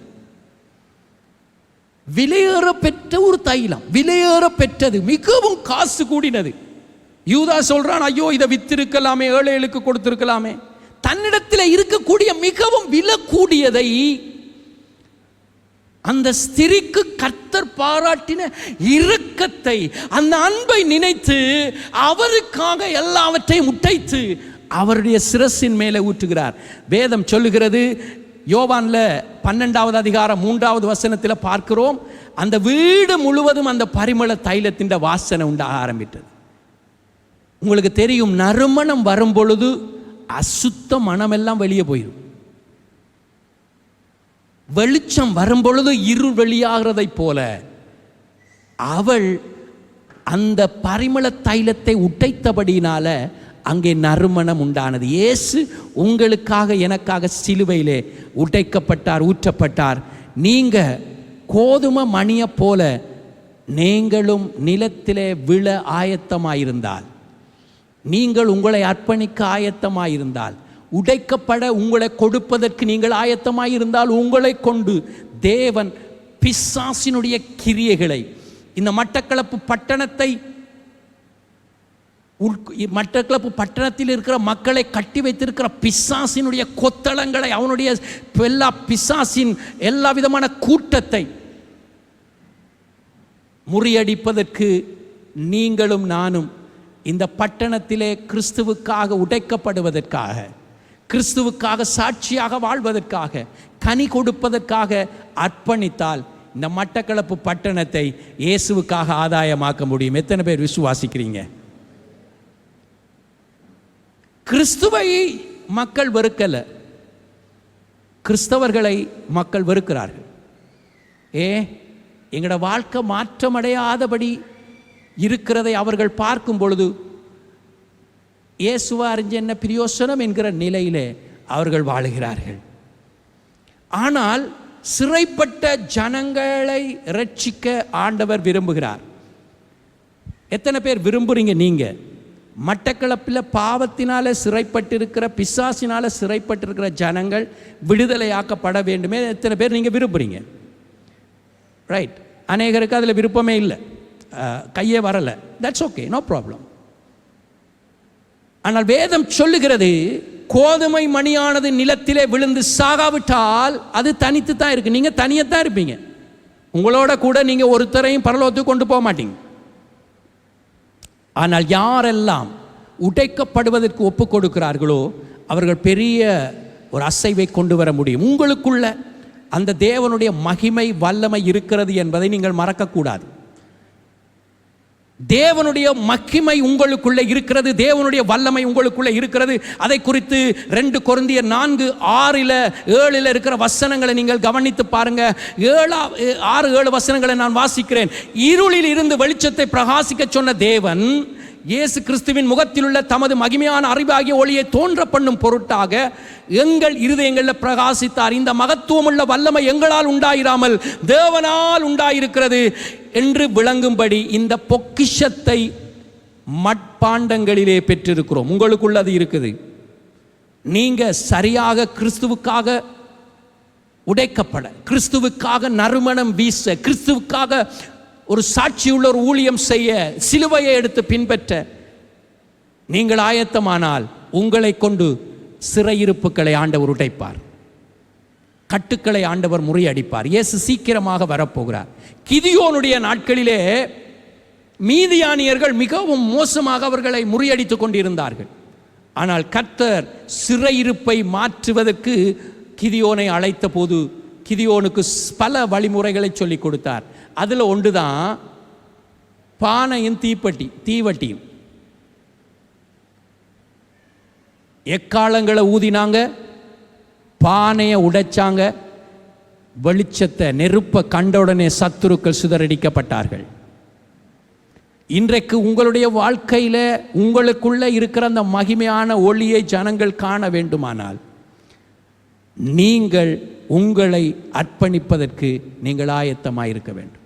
உங்களுக்குள்ள இருக்கிற அந்த அக்கினி, உங்களுக்குள்ள இருக்கிற அந்த விசேஷமான மகிமையின் சுவிசேஷத்தின் ஒளி ஜனங்களுக்கு பட்டுமான இருந்தால் அந்த ஜனங்கள் விடுதலை அடைவார்கள்.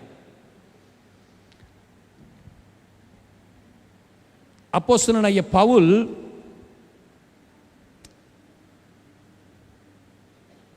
அனுதினமும் சிலுவையை சுமக்க அர்ப்பணித்தால் மாத்திரமே முடியும் என்பதற்கு ஒரு உதாரணமாக பவுல் காணப்படுகிறதை பார்க்கிறோம். பவுல் என்ன சொல்கிறார் என்றால், கட்டுக்கள்லையும் உபத்திரவங்களையும் போராடுகளையும் வேதனைகளிலையும் இயேசுவின் சிந்தையோடு கூட வாழ்ந்த ஒரு தேவ மனிதன் அப்போஸ்தலனாகிய பவுல்.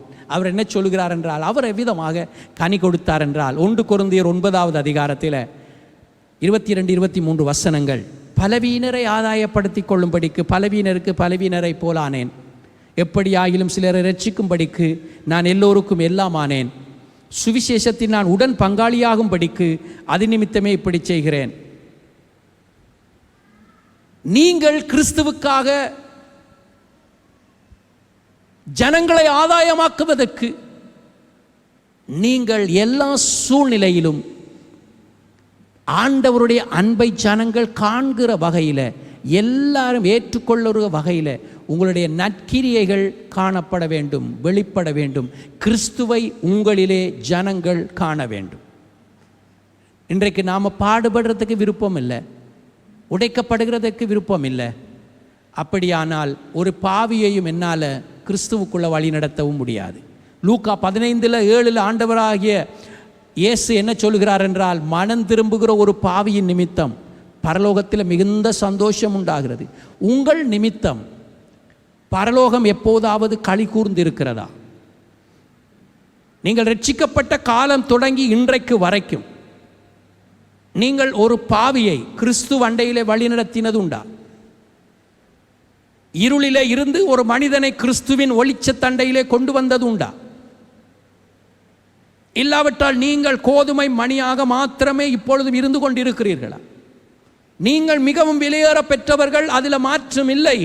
ஆனால் நீங்கள் உடைக்கப்படாமல் மிகுந்த பலன் கொடுக்கப்பட முடியாது. கிரயம் செலுத்தாமல் நாம் எந்த ஒரு பலனையும் நாம் பெறுவதில்லை. கர்த்தராகிய இயேசுவோ நம்மை இதற்கென்று ஏற்படுத்தினவர், நம்மை கனி கொடுப்பதற்கு அவர் நடத்துவார். எத்தனை பேர் விசுவாசிக்கிறீங்க? ஆண்டவர் உங்களுக்கு சொன்னதை அவர் செய்து முடிக்க வல்லமை உள்ளவராயிருக்கிறார். இந்த கால வேளையிலே ஆண்டவர் உங்களை கனி கொடுப்பதற்கு ஏற்படுத்தி வைத்திருக்கிறார். அருமையான தேவ பிள்ளைகளே, இன்றைக்கு உங்களோடு தான் ஆண்டவர் பேசுகிறார். நீங்கள் கனி கொடுப்பதற்காக இயேசுவினால் ஏற்படுத்தப்பட்டவர்கள். எல்லாரும் எழுந்து நிற்போமா? எல்லாரும் எழுந்து நிற்போம். புத்தகங்கள் எல்லாம் வைங்க.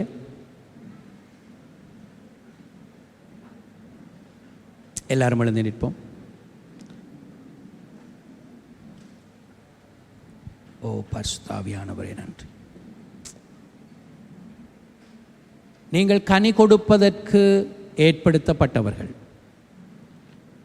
நீங்கள் தேவனுக்கென்று கனி கொடுப்பதற்காக ஏற்படுத்தப்பட்டவர்கள். ஒரு இன்றைக்கு உங்களுடைய கண்களை மூடி நீங்கள் உங்களை ஆராய்ந்து பாருங்கள். ஆண்டவராகிய இயேசுவோடு கூட உங்களுக்கு ஒரு நெருக்கமான உறவு கட்டப்பட்டிருக்கிறதா? கண்களை மூடியிருங்க. தயவு செய்து இந்த ஜெப நேரத்தை நீங்கள் அசட்டை பண்ண வேண்டாம்.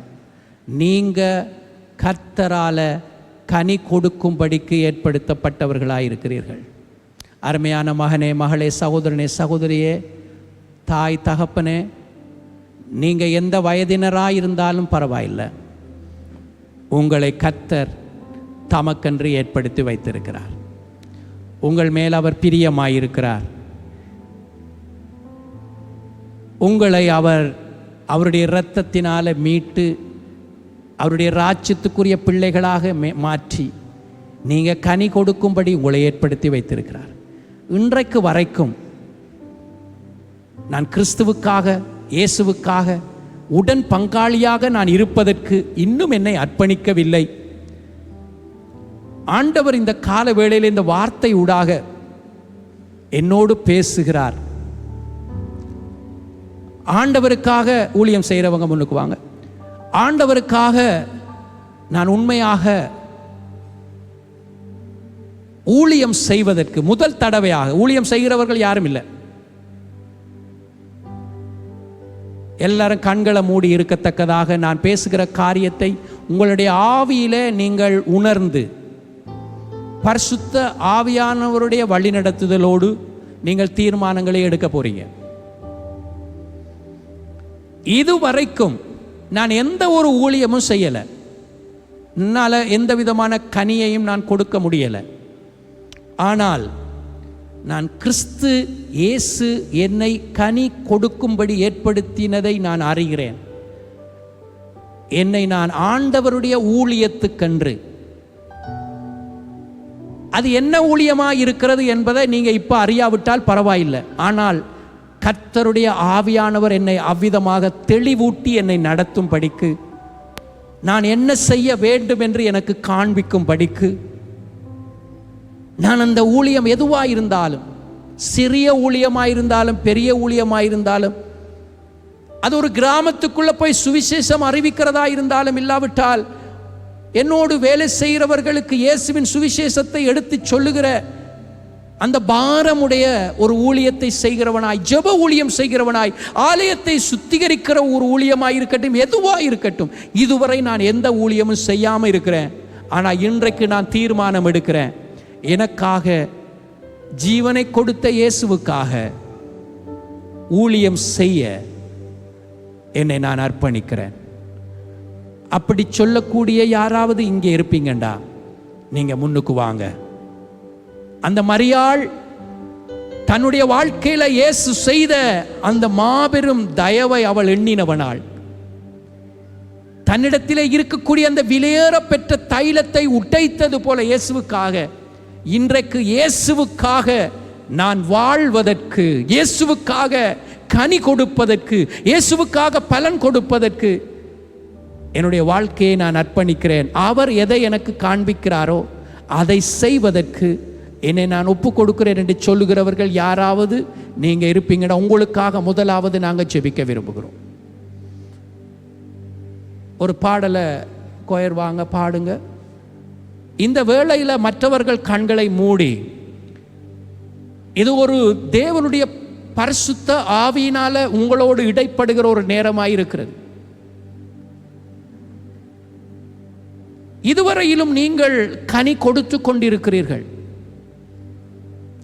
ஆனால் இன்னும் கனி கொடுக்க நீங்க வாஞ்சிக்கிறீங்க. அப்படிப்பட்டவர்களையும் ஆண்டவர் இந்த கால வேளையில் அதிக கனிகளை கொடுக்கிற பிள்ளைகளாக அவர் மாற்ற விரும்புகிறார். வியாதியஸ்தர்களுக்காக இப்ப வர வேண்டாம், யாரும் வியாதியஸ்தர்களுக்காக இப்ப ஜெபிக்கல. இப்படிப்பட்டவர்கள் வாருங்க. ஆண்டவர் உங்களை இந்த கால வேளையில பரிசுத்த ஆவியானவர் மிகுந்த கனிகளை கொடுக்கத்தக்கவர்களாக ஆண்டவர் நிறுத்த விரும்புகிறார். கர்த்தராகிய இயேசு என்னுடைய வாழ்க்கையில என்னை உணர்த்தி கர்த்தருடைய வார்த்தையிலே நிலைத்திருக்க, கர்த்தருடைய வார்த்தையின்படி வாழ, உண்மையும் உத்தமமாய் வாழ என்னுடைய வாழ்க்கையை இன்றைக்கு இயேசுவுக்கு முழுவதுமாய் அர்ப்பணிக்க விரும்புகிறேன் என்று சொல்லுகிற யாராவது இருப்பீர்களானால், உங்களையும் அன்போடு கூட தேவனுடைய பிரசன்னத்தில் நான் அழைக்கிறேன். உங்களை ஆண்டவர் நேசிக்கிறார். நீங்கள் ஒவ்வொருவரும் கர்த்தருக்கு கனி கொடுக்க ஏற்படுத்தப்பட்டவர்கள் என்பதை நீங்கள் உணர்ந்து, ஆண்டவரே என்னுடைய வாழ்க்கையை சீர்படுத்துங்க, என்னை சுத்திகரிங்க, என்னை சரிப்படுத்துங்க. ஒருவேளை நான் பின்மாற்றத்தில் போய்விட்டேன், ஆனால் இன்றைக்கு உம்முடைய பாதத்தில் திரும்பியும் என்னை நான் திரும்பி பலிபீடத்தில் அர்ப்பணிக்க விரும்புகிறேன். இப்படிப்பட்ட நிலையில் இருக்கிற யாராவது இந்த இடத்துல இருப்பீங்கண்டா, உங்களுக்காகவும் நாங்கள் காத்திருக்கிறோம். ஓ நன்றி. பலிபீடத்தில் என்னை பரணே படைக்கின்றேனே. ஓ கஷாந்தரலபா. ஜெபிக்க ஆரம்பிங்க, கேட்டு ஜெபிங்க. எதற்காக கேட்டு ஜெபிங்க. ஓ ரபா ஷிகலபா ராந்தேகேரியாலபா.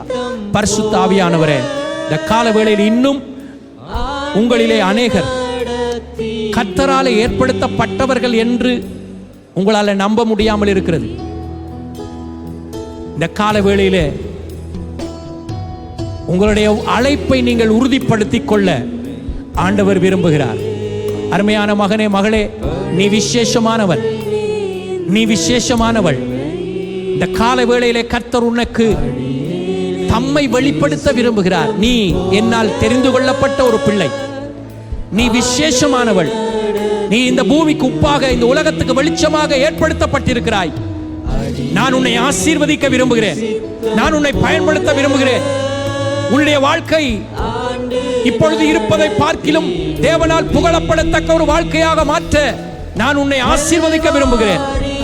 யாரெல்லாம் ஜெபம் தேவையோ நீங்க வாருங்க, நான் உங்களுக்காக ஜெபிக்க நாங்கள் ஆயத்தமாய் இருக்கிறோம். ஓ ரபா ஷேகேரி அந்த எலபேரியாலபா. தகப்பனே, இந்த கால வேளையிலே தங்களை அர்ப்பணித்த ஒவ்வொரு பிள்ளைகளுக்காக நான் ஜெபிக்கிறேன்.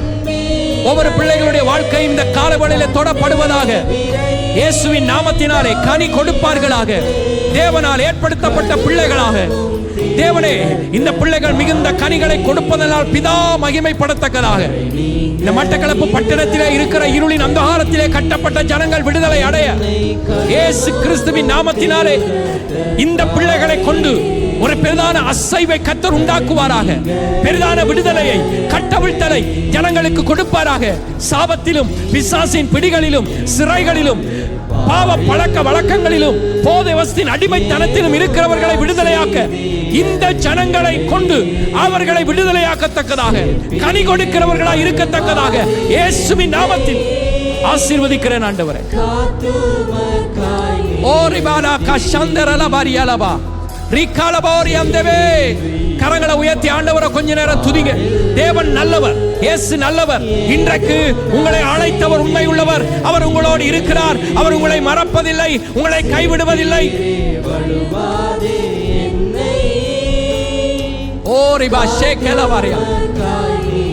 இரக்கமுள்ள நல்ல தகப்பனே, இந்த காலவேளைக்காக உமக்கு நன்றி செலுத்துகிறேன். தகப்பனே, இந்த நாளிலும் வந்த ஒவ்வொரு பிள்ளைகளுக்காக நன்றி செலுத்துகிறேன். குடும்பங்களுக்காக நன்றி செலுத்துகிறேன். இந்த காலை வேளையிலும் நீர் பேசின ஒவ்வொரு வார்த்தைக்காக நன்றி ஆண்டவரே.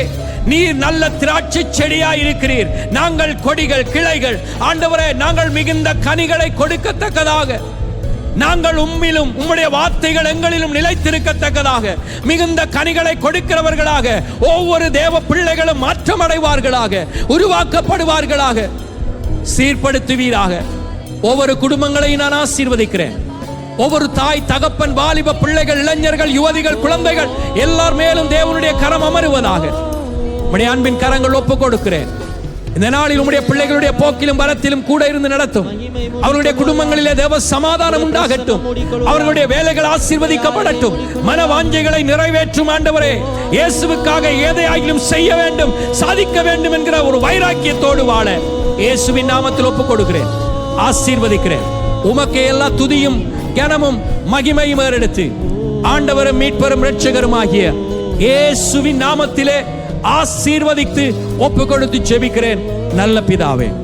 எல்லாரும் சேர்ந்து சொல்லலாம். என் ஆத்துமாவே கர்த்தரை ஸ்தோத்தரி, என் முழு உள்ளமை அவருடைய பரிசுத்த நாமத்தை ஸ்தோத்தரி. என் ஆத்துமாவே கர்த்தரையே ஸ்தோத்தரி, அவர் செய்த சகல உபகாரங்களையும் மறவாதே. ஆமென். இப்பொழுது நம்முடைய கர்த்தராகிய இயேசு கிறிஸ்துவினுடைய கிருபையும் பிதாவாகிய தேவனுடைய அன்பும் பரிசுத்த ஆவியானவருடைய அந்யோன்ய ஐக்கியமும் பாதுகாப்பும் வழி நடத்துதலும் கர்த்தராகிய இயேசு மத்தியவானில் வரும் வரை நாம் அனைவரோடும் கூட எப்போதும் இருப்பதாக. வந்ததற்காக நன்றி. ஒருவரை ஒருவர் வாழ்த்து செல்ல மறக்க வேண்டாம். கர்த்தர் உங்களோடு கூட இருப்பாராக. கல்வாரியின் அன்பினையே கண்டு விரைந்து ஓடி வந்தேன்.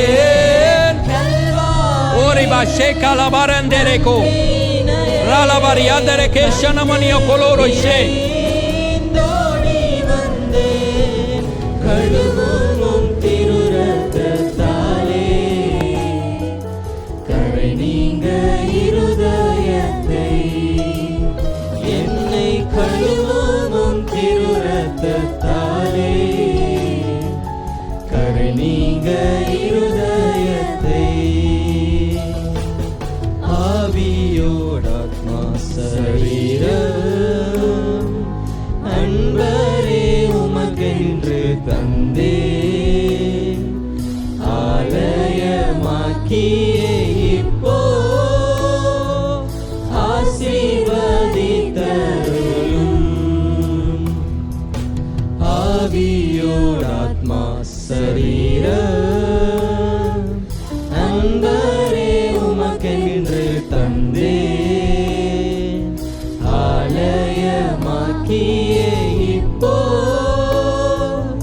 ஆசீர்வதித்தருளும்.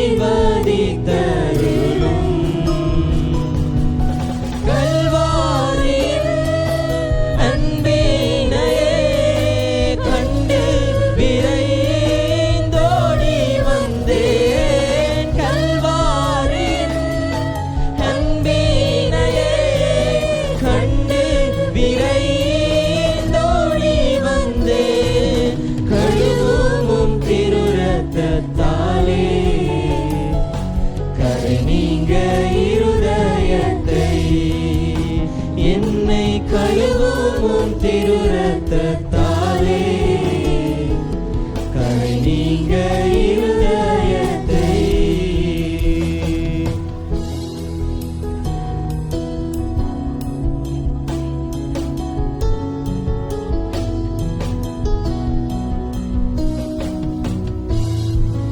பிரியமானவர்களே, எமது ஆராதனையுடன் இணைந்திருந்தமைக்கு எங்கள் மனமார்ந்த நன்றிகளை தாழ்மையுடன் கூறிக்கொள்ளுகிறோம்.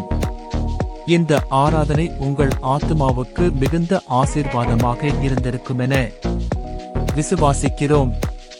தொடர்ந்தும் எம்முடன் இணைந்திருங்கள். கர்த்தர் தாமே உங்களை ஆசீர்வதிப்பாராக.